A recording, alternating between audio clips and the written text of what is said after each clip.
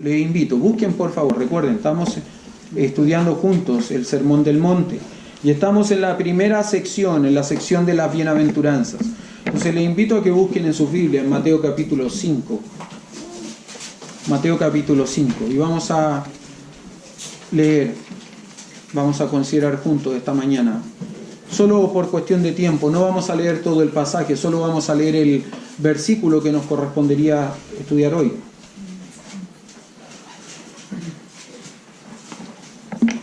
Versículo número 8. Ya juntos hemos considerado lo que son las bienaventuranzas, ¿no? Recuerda, bienaventurados. ¿Quiénes son los bienaventurados o qué eran los bienaventurados en el tiempo de Cristo? ¿Qué entendemos bíblicamente, por la enseñanza de la palabra de Dios, que es un bienaventurado? Dijimos que un bienaventurado era una persona dichosa, una persona feliz, súper feliz, una persona bendita. También dijimos que en el tiempo de Cristo, un ser humano común y corriente para la cultura no podía ser bienaventurado. Porque una persona bienaventurada era una persona que estaba exenta, ajena a las dificultades, a los problemas de la vida diaria, de la vida cotidiana. Era una persona que podía vivir súper feliz porque no tenía problemas. Entonces, en ese sentido, probablemente nosotros podríamos decir, ninguno de nosotros es bienaventurado. Porque todos nosotros, de una manera u otra, tenemos alguna dificultad, tenemos alguna preocupación, tenemos algún problema. A veces no tenemos problemas con nosotros mismos, a veces no tenemos problemas con nuestra familia, pero no sé, pues se nos enfermó un familiar y ya eso es un motivo de preocupación, un motivo de conflicto, un motivo de dificultad.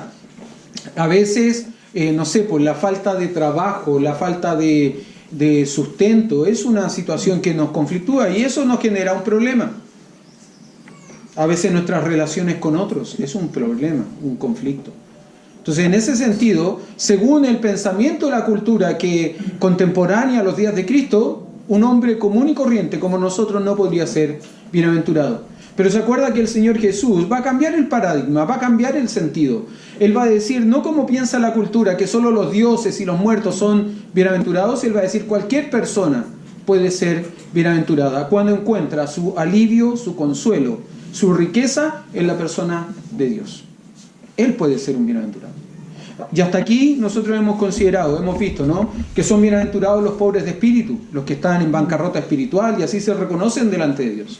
Bienaventurados son los que lloran, no porque sean llorones, sino que lloran a causa del pecado que hay en ellos, producto del arrepentimiento. Ellos reconocen ese pecado que ofende primeramente a Dios, que también luego ofende a otras personas. Y ellos se reconocen pecadores y se ven arrepentidos y lloran sinceramente delante del Señor, arrepentidos para buscar el perdón de Dios. También dijimos que son bienaventurados los mansos, aquellos que se someten a la voluntad de Dios, aquellos que se someten al poder y a la autoridad de Dios, que someten su fortaleza ante este ser superior, que es superior en todo sentido, Dios. También dijimos que son bienaventurados los que tienen hambre y sed de justicia, que no quieren justificarse con su propia justicia, que son como trapos de inmundicia delante de Dios, sino que quieren justificarse con la justicia de Dios, que nos libra de nuestro pecado y de nuestra condenación. Linda promesa para ellos, ¿no? Los que tienen hambre y sed de justicia son bienaventurados. ¿Por qué? Porque ellos van a ser saciados. Esta necesidad va a ser satisfecha. Y por último, bienaventurados son los misericordiosos, aquellos que son capaces de ver a otros con ojos de misericordia, con los mismos ojos con que Dios nos ha mirado a nosotros. Nunca somos más parecidos a Dios que cuando somos misericordiosos, porque Él es un Dios misericordioso.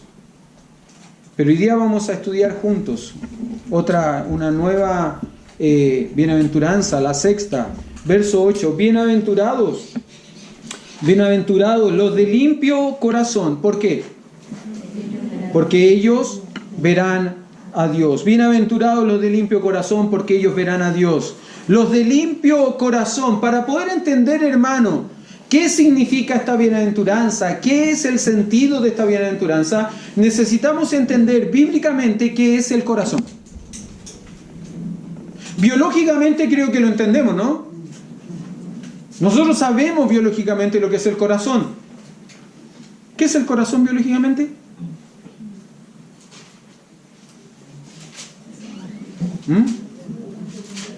A ver, un músculo.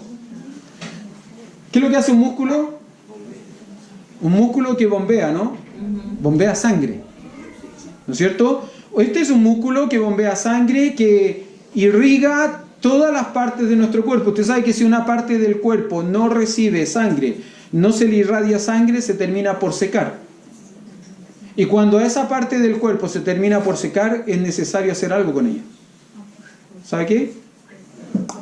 Amputar, cortar. ¿Por qué? Porque no está recibiendo la sangre que necesita. Por eso es que es tan importante el corazón para el cuerpo humano. Porque el corazón, de alguna forma, lo que hace es mover toda la sangre de nuestro cuerpo, irradiarla a todas las partes, para que todas las partes de nuestro cuerpo, lógicamente, puedan tener el funcionamiento debido. Es importante. Eso es biológicamente el corazón, perdón. Eso es biológicamente el corazón. ¿Qué es emocionalmente el corazón? Ay, qué lindo. ¿Qué es el corazón emocionalmente? ¿O a qué asociamos emocionalmente el corazón? A los sentimientos, ¿no? Buenos y malos. Buenos y malos. Pero particularmente buenos. Ahí vemos a los jovencitos enamorados que les salpican corazones. ¿Ah? Ellos no los ven, nosotros los vemos. Yo cacho el tiro cuando anda uno medio porque yo le veo los corazones salpicando. Si les contara. Gracias, Leo. Eso me gusta este cabrón, despierto. No te conté, Dani, él trabajó en radio, él te puede ayudar. Me olvidé, me dice, ahora es el nexo. Emocionalmente el corazón es donde supuestamente se desarrollan nuestras emociones, ¿no? Ahora, eso en la Biblia es el alma, donde nuestra personalidad se desarrolla, donde nuestras emociones se acrecientan, donde se fortalecen, en fin, eso es el alma. ¿Pero qué es el corazón entonces, bíblicamente? ¿A qué se refiere la Biblia cuando habla del corazón? Bueno, para poder entender esto, creo que necesitamos considerar textos que hablan del corazón en la Biblia. ¿Usted sabe cuál es el primer texto que nos habla en la Biblia del corazón? ¿Dónde se encontrará? ¿Dónde cree usted que se podría encontrar el primer texto que nos habla del corazón en la Biblia? ¿Dónde? Génesis, ¿no es cierto? En el principio, todas las cosas. Vaya a Génesis capítulo 6. Ahora, quiero decirle que el primer texto donde se nos habla del corazón del hombre no está en un buen contexto.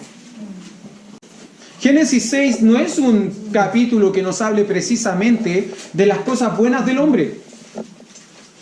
No, por tiempo no tenemos oportunidad de ver todo el contexto de este pasaje.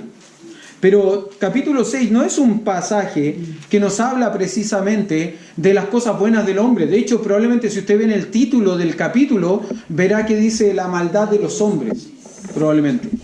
Miren lo que dice Génesis capítulo 6, verso 5. Este es el primer versículo donde se nos habla del corazón en la Biblia. Génesis capítulo 6, verso 5. Y vio Jehová que la maldad de los hombres era mucha en la tierra, y que todo designio de los pensamientos del corazón. Y yo digo, a ver, ¿está bien esto? ¿Cómo que todo designio de los pensamientos del corazón? A ver, a mí me enseñaron de chiquitito que yo no pienso con el corazón. ¿Yo pienso con qué? Con la cabeza, claro. Pero particularmente con una parte de la cabeza. ¿Ah? Porque soy cabezón, pero no tanto. Con la mente, ¿no? Y vio Jehová que la maldad de los hombres era mucha en la tierra, y que todo designio de los pensamientos del corazón de ellos era de continuo solamente el mal. Fíjese qué interesante, el primer versículo de la Biblia donde se nos habla del corazón, no se asocia el corazón a las emociones, sino que se asocia el corazón ¿a qué? A los pensamientos. Ahora es interesante porque el diagnóstico que se hace del corazón en la Biblia en sí no es bueno. Mire conmigo, vaya ahora, avance un poco más a Jeremías capítulo 17. Jeremías capítulo 17. Estamos viendo solo el diagnóstico del corazón en la Biblia. Génesis capítulo 17, verso 9 y verso 10. Mire lo que dice el texto. Engañoso, ¿qué cosa es? Es el corazón. Engañoso es el corazón más que todas las cosas. Y no solo es engañoso, también es perverso. Perverso. ¿Quién lo conocerá? Bueno, la respuesta viene en el verso 10, ¿no? Yo, Jehová, yo lo conozco, dice Dios. Yo, Jehová, que escudriño la mente. A ver, estamos hablando del corazón. ¿Por qué entonces Dios responde diciendo, yo, Jehová, que escudriño la mente? Yo, Jehová, que escudriño la mente, que pruebo el corazón para dar a cada uno según el camino, según el fruto de sus obras. No sé si logra notar, pero en este pasaje nuevamente el corazón engañoso y perverso es asociado ¿con qué? Con la mente. Con la mente. Mire, sigamos en este diagnóstico que hace la Biblia, que hace la palabra de Dios acerca de nuestro corazón. Mateo capítulo 15. Mateo capítulo 15. Ahora es el Señor Jesús debatiendo con los fariseos, con el sistema religioso de su época. Solo déjeme ponerlo en el contexto. El Señor Jesús junto con sus discípulos van caminando. Los discípulos tienen hambre. Sacan espigas de trigo, ¿no? Y las muelen. ¿Y qué es lo que hacen al moler estas espigas? Lógicamente sale la paja y queda el trigo en la mano. ¿Y qué hacen con el trigo? Se lo comen. Y los fariseos, ¿no es cierto? Los escribas, verso 1 del capítulo 15, solo para ubicar los personajes. Entonces se acercaron a Jesús ciertos escribas y fariseos de Jerusalén diciendo, ¿por qué tus discípulos quebrantan la tradición de los ancianos? ¿Por qué no se lavan las manos cuando comen pan? ¿Se acuerda que hace un par de semanas hablamos de las tradiciones? Como para el sistema religioso hebreo de la época de Cristo, las tradiciones eran más importantes que la justicia de Dios. Bueno, aquí está. Ellos están reclamando no lo que dice la palabra de Dios, no lo que Dios enseña en su ley, sino lo que las tradiciones de los ancianos han dictaminado que debe ser la forma en que debemos de comer. ¿Cuál es el quebrantamiento a la ley acá? Tus discípulos no se lavan las manos. ¿Se acuerda que le mencioné cómo era el lavado de manos para esta gente? Gráficamente era levantar las manos y hacer correr el agua desde las manos hasta el codo. Si uno se lavaba así, no, eso no vale. No, había que lavarse así. ¿Por qué había que lavarse así? De esta forma. ¿Por qué creen ustedes? ¿Para qué? Para que los vieran. Porque al ojo de ellos, para ellos, ¿qué era más importante? Lo que el ojo del hombre pensaba que lo que el ojo de Dios dijese. La tradición siempre tiene que ver con eso, hermano. Las costumbres siempre tienen que ver con eso, con que alguien me vea. La apariencia, la hipocresía, siempre tiene que ver con que alguien me vea. Bueno, este es el reclamo. Y en este contexto, Jesús les va a responder, después de hablar una serie de cosas con ellos. Versículo 19. Vamos a ir un poco más arriba. Verso 16. Jesús dijo, ¿también vosotros sois aún sin entendimiento? ¿No entendéis que todo lo que entra en la boca va al vientre y es echado en la letrina? Pero lo que sale de la boca, del corazón sale, y esto contamina al hombre. Lo que sale de la boca, que sale del corazón, es lo que contamina al hombre. Porque del corazón salen, ¿qué cosa? Los malos pensamientos. De nuevo asociando el corazón ¿con qué? Con los pensamientos, con la mente. ¿No es cierto? Porque del corazón salen los malos pensamientos, los homicidios, los adulterios, las fornicaciones, los hurtos, los falsos testimonios, las blasfemias. Estas cosas son las que contaminan al hombre, pero el comer con las manos sin lavar no contamina al hombre. No contamina al hombre. ¿Qué es lo que está diciendo el Señor acá? Cuidado con tu corazón. Cuidado con tu corazón. Que de lo que sale de tu corazón, tú puedes bendecir o maldecir a alguien. Tú puedes dañar o ayudar a alguien. Sigamos con esta descripción. Un texto que leyó hoy día Nicolás en la mañana, sin ponernos de acuerdo. Me gustó eso. Romanos capítulo 1. Romanos capítulo 1, verso 21. Pues habiendo conocido ¿a Dios con qué se le conoce? ¿Se le conoce con el corazón, hermano? ¿O se le conoce con la mente? Con la mente, ¿no? Pues habiendo conocido a Dios, no le glorificaron como a Dios, ni le dieron gracias, sino que se envanecieron en sus razonamientos. De nuevo, los razonamientos son el resultado de la mente. Y su necio, ¿qué cosa? Corazón fue entenebrecido. Ese es el diagnóstico que hace la Biblia del corazón del hombre. Buen diagnóstico, ¿no? ¿Le gusta el diagnóstico? ¿Le gusta pensar que su corazón, según la Biblia, es perverso, engañoso, que de su corazón solo salen malas cosas? ¿Le gusta eso? A mí no me gusta. Yo soy honesto. No me gusta pensar en eso. No me gusta pensar. Pero debo creerlo por fe, porque es lo que la Biblia dice. No es lo que a mí me agrada sentir, sino lo que debo creer, porque la Biblia así lo dice. Mi corazón es engañoso. Mi corazón es perverso. Mi corazón estuvo algún día entenebrecido, porque lo estuvo, a causa de mi pecado. Así estuvo mi corazón. Pero gloria a Dios que un día pude encontrar en Cristo Jesús a mi Salvador. Y este duro corazón de piedra fue cambiado por un corazón de carne. Y como dice la Escritura, el profeta Ezequiel, este duro corazón fue cambiado por un corazón de carne, y en este corazón fue escrita la palabra de Dios. La palabra de verdad, la palabra de vida, fue escrito en este duro corazón. Ya no duro, no corazón de piedra, sino que ahora un corazón de carne. Ahora, ¿qué debo hacer con mi corazón? Según el proverbio, ¿se acuerda el proverbio, no? Proverbio 4:23, sobre toda cosa guardada, ¿qué debo hacer?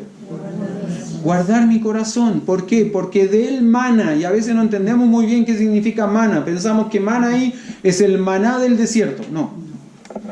Porque de él surge, sale, brota, nace la vida.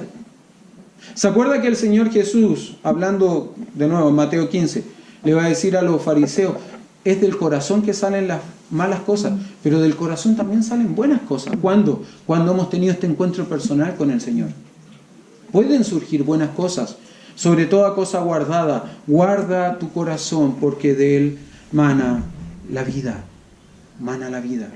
Ahora, volviendo a la bienaventuranza, ¿quiénes son bienaventurados? Según el verso 8. ¿Quiénes? Los de limpio corazón. Y ya dijimos, ¿no? Que el corazón acá no es el músculo que bombea sangre. No es tampoco ese músculo de donde brotan emociones, sentimientos. El corazón, ¿qué es lo que es? Tendríamos que fijar el corazón no acá, ¿no? Bíblicamente. ¿Dónde tendríamos que fijar el corazón? Aquí. ¿No es cierto? En esta parte. Acá está el corazón, este corazón, el corazón bíblico. Ahora, entonces debiéramos decir, la bienaventuranza quizás debiese decir de esta forma, ¿no? Bienaventurados los de limpia mente, o los de mente limpia. Bienaventurados los de mente limpia. Y ahí debemos entender ahora qué es limpio. Limpio. Bueno, estuve buscando qué significaba limpio, ¿no? Creo que toda mujer sabe lo que es limpio. Las mujeres saben más de lo que es limpio de lo que sabemos los hombres, ¿no? A los hombres de pronto no nos importa tanto algunas cosas, otras sí nos importan mucho. Pero en cuanto a limpieza, en cuanto a pulcritud, una mujer es más pulcra que un hombre, ¿no es cierto? Ahora, el texto dice, bienaventurados los de limpio corazón. ¿Qué sería limpio ahí? Bueno, la palabra se puede traducir como puro, sin contaminación, libre de mezclas, sin mancha. Eso es limpio. Y ¿sabe qué es interesante? Porque cuando uno busca esta palabra, ¿cómo se usa más? ¿Dónde más se usa en la Biblia? ¿Qué otros usos se le da a la palabra limpio en la Biblia? Uno llega a Juan capítulo 13. Vaya conmigo un momento a Juan capítulo 13.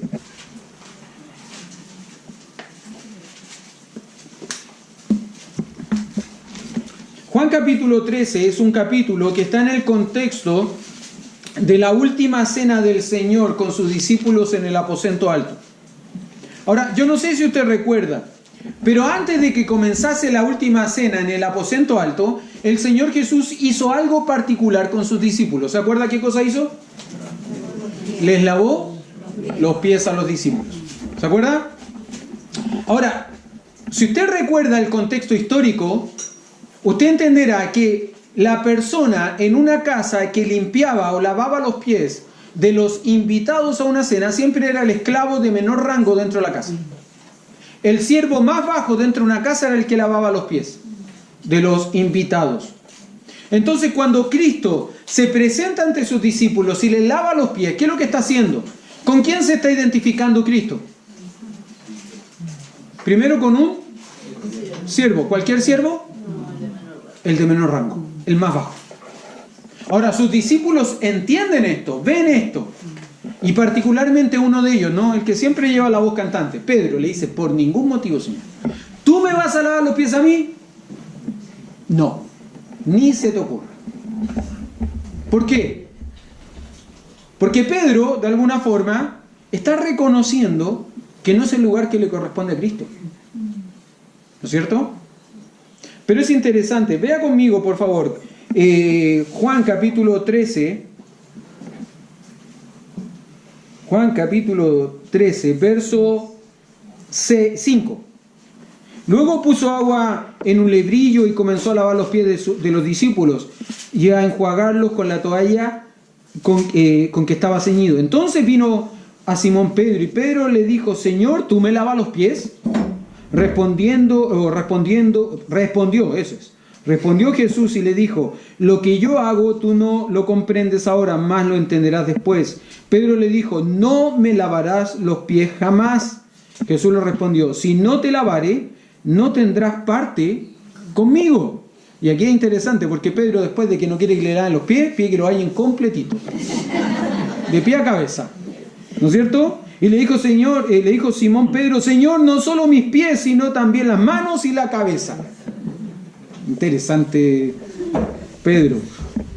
Yo me identifico con él muchas veces. ¿Dónde estoy? 10, gracias.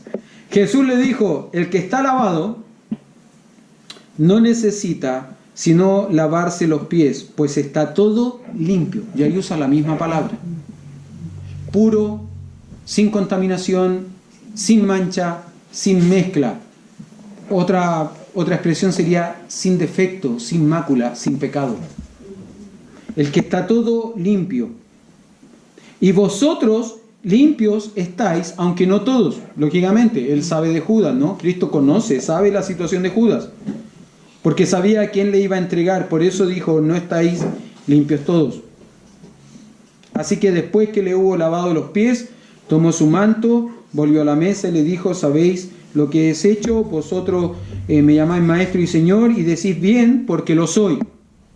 A pesar de que tomó la figura de un siervo, la actitud de un siervo.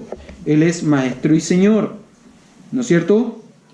Pues si yo el Señor y el maestro he lavado vuestros pies, vosotros también debéis lavaros los pies los unos a los otros. Porque ejemplo os he dado para que como yo os he hecho, vosotros también lo hagáis. Ahora, la pregunta es, ¿por qué le lava los pies? Si ellos, según lo que dice el texto, están todos limpios. Si están todos limpios, ¿por qué le lava los pies? Bueno, hermano, esto es una figura, es una buena ilustración de lo que es la confesión. Nosotros estamos todos limpios, somos salvos, ¿sí o no? ¿Amén? Gracias. Vamos a tener que volver a predicar el Evangelio, parece acá. No vi mucha convicción en ese amén. Estamos todos limpios, ¿no? ¿Somos todos salvos? Amén. Ya, qué bueno. Estamos todos limpios. Pero en el andar de la vida cristiana, lógicamente nos ensuciamos.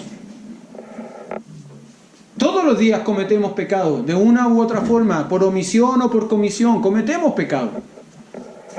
Y todos los días necesitamos justamente venir delante del Señor, confesar nuestros pecados, lavar nuestros pies que están sucios por el andar en este mundo. Es una figura. Estamos todos limpios, sí, somos salvos. Pero el pecado, ¿qué es lo que hace con nosotros y con nuestra comunión con el Señor? ¿Qué es lo que hace? Hermano, hablen fuerte porque no les escucho. ¿Qué hace con nuestra comunión el pecado? La rompe. Nos separa, ¿no es cierto? No nos permite tener esa comunión íntima, personal con el Señor. ¿Y cómo podemos recobrar, cómo podemos renovar esa comunión? Ya lo dije. Confesando. Mire, hermano, quiero decirle algo. Hay un texto que nosotros a veces usamos para predicar el Evangelio que mal lo utilizamos. Primera de Juan capítulo 1, verso 9. Y vamos y le decimos al pecador inconverso que si confesares tus pecados,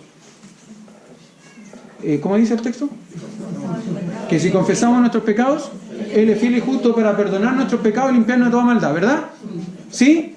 ¿Sabe por qué lo usamos mal? Porque ese texto no está hablando a inconversos, ese texto está hablando a creyentes. Porque Pedro le está hablando a creyentes, le está hablando a una iglesia. Gente que está convertida. Ahora, el principio es verdadero, y como principio lo podemos usar. Un pecador que se arrepiente, que confiesa sus pecados, encuentra el perdón de sus pecados en la persona de Dios. Pero ese texto, insisto, no es para inconversos, ese texto es para creyentes. Ahora, ese texto, aun cuando es para creyentes, a veces nosotros como creyentes tampoco lo sabemos utilizar y aplicar a nuestras vidas, ¿no? Porque el texto dice algo interesante. Si confesamos nuestros pecados, Él, ¿quién? Dios, es fiel y ¿qué más? Justo. ¿Para hacer qué cosa? Perdonar nuestros pecados y limpiarnos de toda maldad. Si eso es así, hermano, ¿por qué razón usted ayer le pidió perdón de un pecado al Señor y hoy día va y le pide perdón por el mismo pecado y mañana probablemente va a ir y le va a pedir perdón por el mismo pecado? ¿Nunca se ha encontrado en esa situación? Yo sí. Señor, perdóname por esto. Hace una semana, al día siguiente, Señor, perdóname por esto mismo de ayer. Pero ya confesé ya, pues. Y me llevo toda una semana pidiendo perdón por el mismo pecado que Dios ya me perdonó. Que según la Biblia, porque Él es fiel y justo, no solo me perdonó, sino que me limpió.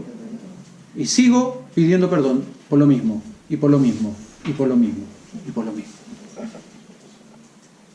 ¿Sabe que cuando hago eso, yo estoy cometiendo un nuevo pecado, un pecado distinto del que estoy confesando? ¿Sabe qué pecado estoy cometiendo? Incredulidad. Porque no estoy creyendo que Dios es fiel y justo para perdonarme, ni limpiarme de toda mi maldad. Bueno, la figura de capítulo 13, esta figura del lavado de los pies de los discípulos, tiene que ver con eso, con restaurar comunión, con confesión. Y ahí es donde se usa la palabra limpio, ¿no? Sin contaminación, sin mancha, sin mezcla, sin mácula. Hermano, quiero decirle esto. Nosotros como hijos de Dios necesitamos tener corazones limpios. Porque el corazón limpio de un hijo de Dios es la expresión máxima de la madurez de un creyente. Es un sello distintivo de un creyente. Un creyente maduro va a buscar tener un corazón limpio. ¿Por qué? Porque eso lo asemeja, lo asimila a su Salvador. Déjeme mostrarle un texto que me llamó la atención, que me encantó cuando lo vi, cuando estudiaba. Perdón, déjeme hacer algo aquí, que tengo un pequeño problema técnico. Ahí está. Mire, déjeme mostrarle un versículo que me llamó la atención. Primera de Juan, capítulo 3. Primera de Juan, capítulo 3. Verso 1 en adelante. Dice así: mirad cuál amor nos ha dado el Padre para que seamos llamados hijos de Dios. Por esto el mundo no nos conoce porque no le conoció a Él. Amados, ahora somos hijos de Dios y aún no se ha manifestado lo que hemos de ser, pero sabemos que cuando Él se manifieste, y Él ahí es Jesucristo, cuando Él se manifieste, seremos semejantes a Él porque le veremos tal como Él es. ¿Se acuerda que hablamos en la mañana de la glorificación? Bueno, esto es glorificación. Cuando el Señor Jesús se manifieste, seremos tal cual es Él. Seremos glorificados como Él, porque le veremos tal como Él es. Y todo aquel que tiene esta esperanza, ¿cuál esperanza? De ser como Él. Todo aquel que tiene esta esperanza, ser como Él, cuando Él se manifieste, cuando seamos semejantes a Él. Todo aquel que tiene esta esperanza en Él, en Cristo, ¿qué es lo que hace? Se purifica a sí mismo, así como Él es puro. ¿Sabe que la palabra puro ahí es limpio? Cada uno de nosotros que tiene esta esperanza se limpia a sí mismo por medio de la confesión. Yo no puedo limpiarme. Yo tengo que buscar que Dios me limpie, pero lo hago por medio de la confesión. Por medio de la confesión me purifico delante del Señor, porque le digo a mi Señor mis pecados, esos pecados que me avergüenzan, esos pecados que le ofenden, esos pecados que lo deshonran. Yo necesito confesar mis pecados delante de Él para ser puro como Cristo es puro. Como Cristo es puro. No sé si usted recuerda el Salmo 24, que habla de quién habitará en tu santuario. ¿Se acuerda? Mire, vea conmigo, Salmo 24.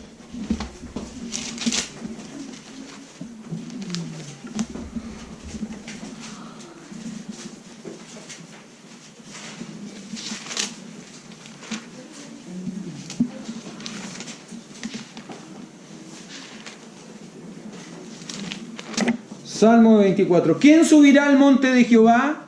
¿Y quién estará en su lugar santo? El limpio ¿de qué? Limpio de manos. ¿Y el puro de qué? De corazón.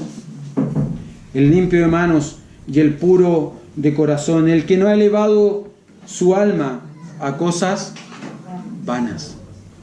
A cosas vanas. Mire conmigo otro texto que habla de lo mismo. Hebreos capítulo 12. Hebreos capítulo 12.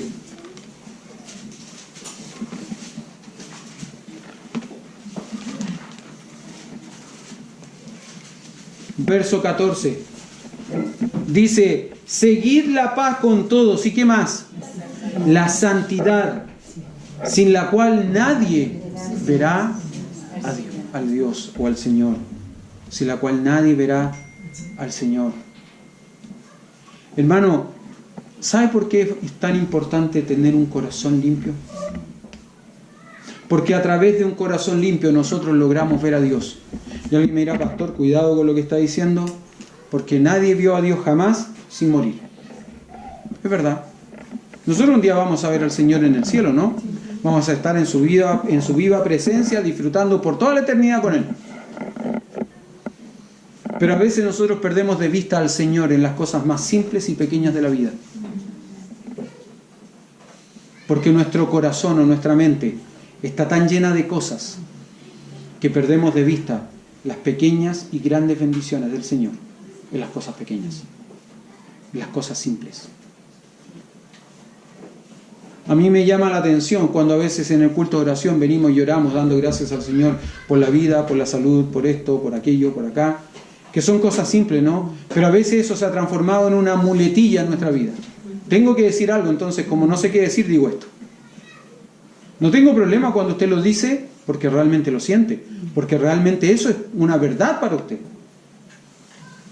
Pero cuando se transforma en una muletilla y después tiene que seguir diciendo algo y no sabe qué más decir y empieza el me complico. Hermanos, ¿sabe por qué es importante tener un corazón limpio? Porque un corazón limpio nos permite comprender las grandes bendiciones del Señor que nos rodean. No sé si se acuerda, se los dije, se los recordé al principio. Para la cultura, un hombre común y corriente, una mujer común y corriente no podía ser bendito, bienaventurado. ¿Por qué? Porque batallaba con dificultades, batallaba con problemas, ¿no? Pero un hombre de limpio corazón puede ver a Dios aún sobre esas dificultades, sobre esos problemas. Termino con esto. Salmo 25:14 dice que la comunión íntima de Jehová es con los que le temen. Y a ellos les hará conocer, comprender su pacto, su voluntad. La comunión íntima de Jehová es con quien le teme. El rey Salomón, finalizando el libro de Eclesiastés, un libro que si usted lo lee es bastante triste, es bastante deprimente como libro, termina diciendo lo siguiente: el todo del hombre es temer a Dios y hacer algo más, guardar sus mandamientos, guardar sus mandamientos. ¿Sabe cómo usted limpia su corazón? Temiendo a Dios y guardando sus mandamientos. Me ha encantado la hora silenciosa estos días en el Salmo 119. Me ha encantado ver y recordar que soy un forastero en la tierra. Me ha encantado ver que necesito caminar por el camino de Dios, por la senda de Dios. Me ha encantado eso. Pero ayer particularmente me encantó recordar algo, que es bueno ser humillado por el Señor. Es bueno ser quebrantado por el Señor para recordar sus mandamientos, para recordar sus estatutos. Porque si no hubiese sido humillado, yo seguiría descarriado, lejos del Señor. Pero su palabra es la que limpia mi corazón. De hecho, el Señor Jesús, en Juan capítulo 15, después que le dice a los discípulos, después de lavarle los pies a los discípulos, después de decirle, ustedes están todos limpios, solo necesitan lavar sus pies, les va a decir algo. Juan capítulo 15, verso 13 creo que es. Les va a decir, ustedes están limpios por la palabra que yo les he hablado. ¿Sabe cómo limpia su vida, no? Cómo limpia su corazón. No esto. ¿Sabe cómo lo limpia? Con la palabra del Señor. Santifícalos en tu verdad. Tu palabra es verdad. Ahora es linda la promesa, ¿no? Para estos bienaventurados. Bienaventurados los de limpio corazón. ¿Por qué? Porque ellos verán a Dios. Aún en la dificultad más triste, aún en la dificultad más angustiosa, ellos pueden ver a Dios. Leía estos días algo que escribió en su momento, creo que fue Charles Spurgeon, que dijo que Job, en medio de la prueba, no pudo ver la razón de la prueba, pero Job, en medio de la prueba, vio al Dios que lo probaba. Y eso fue suficiente. Eso es suficiente. Bienaventurados los de limpio corazón, porque ellos verán a Dios. Vamos a orar.